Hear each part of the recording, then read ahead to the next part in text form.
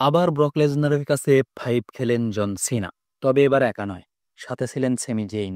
Damien priest এবং Allister black উপহার দিয়েছে দারুণ এক ম্যাচ। আর প্রায় 10 বছর পরে ফিরে এসেছে এজে লি। শোয়ের শুরুতেই রিংয়ে আসেন জন সিনা, আর দর্শকরা ব্যাপকভাবে তার লক্ষ্যে চিয়ার করছিল। সিনা রিংয়ে প্রবেশ করে বলেন, তোমাদের ভালোবাসা আমাকে সবসময় ব্যাপকভাবে অনুপ্রাণিত করেছে। সিনা স্মরণ করেন যখন তিনি বিদায়ী এই ট্যুর শুরু করেন, তখন তাকে বলা হয়েছিল যাও এবং উপভোগ করো। তিনি জানান তিনি অনেক খারাপ সময় পেরিয়ে এসেছেন এবং আত্মবিশ্বাস ফিরে পেতে রিংয়ে সর্বস্ব দিয়ে লড়াই করেছেন।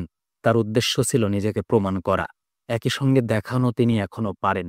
আজকের রাতে কোনো পরিকল্পনা নেই জানিয়ে সিনা বলেন তিনি শুধু উপভোগ করতে এখানে এসেছেন। আর দর্শকদের উচ্ছ্বাসই নাকি আজকের রাতকে তার কাছে বিশেষ রাত করে তুলেছে। সিনা বলেন দর্শকরাই ডাব্লিউডাব্লিউইকে বাঁচিয়ে রেখেছে। এটাই তার শেষবার শিকাগোতে আসা এবং শেষবার স্ম্যাকডাউনের উপস্থিতি।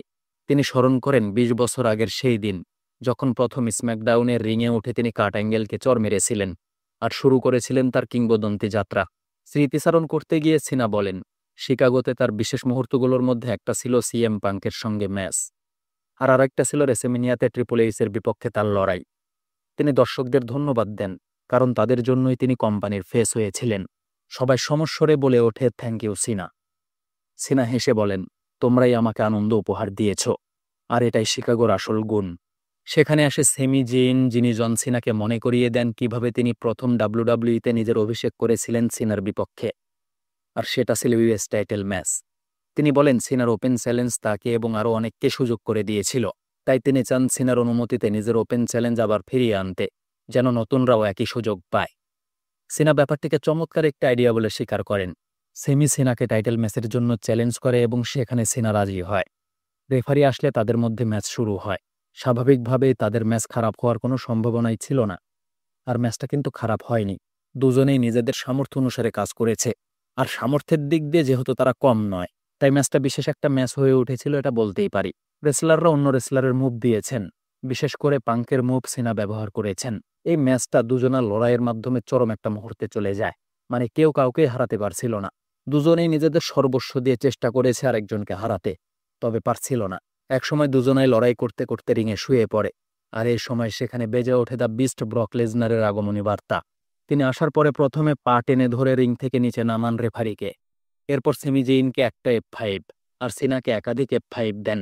কাজ শেষ, ব্যাস, তিনি বিদায় নিয়েছেন। আসলে এই দুজনের মধ্যে এতদিন ম্যাচের বিষয়টা ঝাপসা ছিল, তবে এবার পরিষ্কার হলো এবং একই সঙ্গে ম্যাচ কবে হবে সেটাও জানানো হয়েছে। তবে শোয়ের বড় একটা অংশ সিনাকে কেন্দ্র করে সাজানো হয়েছিল, আর শুরুটা পুরোপুরি সফল। মাঝখানে সেমি জেইন দারুণ একটা ম্যাচের অংশীদার হয়ে গেল। এদিকে সিনা এবং ব্রক লেসনারের ম্যাচের কিন্তু চূড়ান্ত সিদ্ধান্ত হয়েছে কাল। যদিও স্ম্যাকডাউনে ব্যাকস্টেজ এটা বলা হয়েছে, তারা আসন্ন পেপার ভিউতে খেলবে। এরপর মুখোমুখি হয় ডেমিয়েন প্রিস্ট এবং অ্যালিস্টার ব্ল্যাক। ডেমিয়েন প্রিস্ট রিংয়ে ওঠার আগেই তাকে আক্রমণ করে অ্যালিস্টার ব্ল্যাক, তবে ম্যাচ বাতিল হয়নি। দুজনে রিংয়ে উঠলে রেফারি তাদের সিদ্ধান্ত অনুযায়ী ম্যাচ শুরু করেন। ম্যাচের শুরু থেকে দুজনের মধ্যে ভয়ঙ্কর শত্রুতা লক্ষ্য করেছি। দুজনেরই যেহেতু ভাবগম্ভীর গিমিক আছে, তাই তাদের শত্রুতা ম্যাচকে খুব ভালোভাবে সামনে এনেছিল। প্রথমে যদিও প্রিস্টকে আক্রমণের কারণে কিছুটা দুর্বল ছিল সে, কিন্তু এক পর্যায়ে ম্যাচে ফিরে তার ওকা আর সমান সমান জবাব দিতে থাকে। ম্যাচের শুরু থেকেই গতি ছিল দারুণ, আর দুজনাই নিজেদের মুভকে দারুণভাবে সেল করেছে। যেহেতু তারা হেভিওয়েট মুভ ব্যবহার করেছে, তাই ম্যাচটা আরও আকর্ষণীয় হয়ে ওঠে। শেষ ম্যাচটা জিতেছে ব্ল্যাক, তবে তাদের গল্প এখানে শেষ হবে এমনটা মনে হয় না। তাদের গল্প আরও লম্বা সময় চলার কথা। শেষের অংশ হিসেবে সেথ রলিন্সকে দর্শকদের মাঝে দেখা যায়, যেখানে সে বলে আজ রাতে সবাই সাক্ষী হতে যাচ্ছি এমন একটা মুহূর্তের, যে মুহূর্তে পাঙ্কের সমাপ্তি ঘটবে। এরপর সে বেকিকে সর্বকালের সেরা মেয়ে রেসলার হিসেবে দাবি করে এবং তার আসার ঘোষণা দেয়। তবে বেকি আসার পরে এজেলিয়ান নামে চ্যান্ট করে তাকে একদমই বিরক্তির মধ্যে ফেলে দেয় ফ্যানরা, আর গ্যালারি কাঁপিয়ে তুলেছিল। বেকিকে ব্যাপকভাবে বু দেয়। বেকি সবাইকে থামতে বলে এবং নিজেকে সেরা রেসলার দাবি করে। সে যুক্তি দেয় দুইটা সংবাদ মাধ্যম তাকে তাই বলেছে। এরপর বেকি শিকাগোর দর্শকদের অপমান করে বলে তাদের সব দলই বাজে, এমনকি শিকাগো বুলস তারকা কবি হোয়াইটকেও কটাক্ষ করে বলেন ও ব্যাপক বাজে খেলেছে।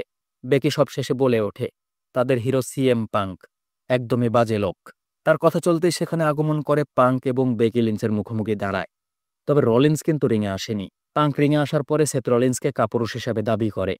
পাঙ্ক বেকিকে বলে, তুমি কি আসলেই ভেবেছ আমার পক্ষে কেউ নেই যে তোমার গায়ে হাত তুলতে পারে? তিনি মজার ছলে বেইলি এবং রিপ্লের নাম নেন।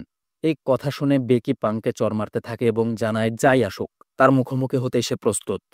পাঙ্ক রিং থেকে নেমে যান এবং বলেন, তোমরা সবাই জানো আমি কোনো মেয়ের গায়ে হাত তুলব না, তবে আমার সৌভাগ্য যে আমার পক্ষে এমন একজন আছে যে মেয়েদের গায়ে হাত তুলতে পারে।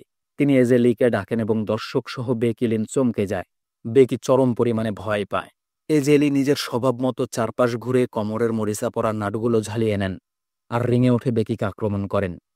এক পর্যায়ে বেকি সেখান থেকে পালিয়ে যায়। পাঙ্ক রিংয়ে উঠলে শুরু হয় দুইজনের রোমান্টিক সেশন।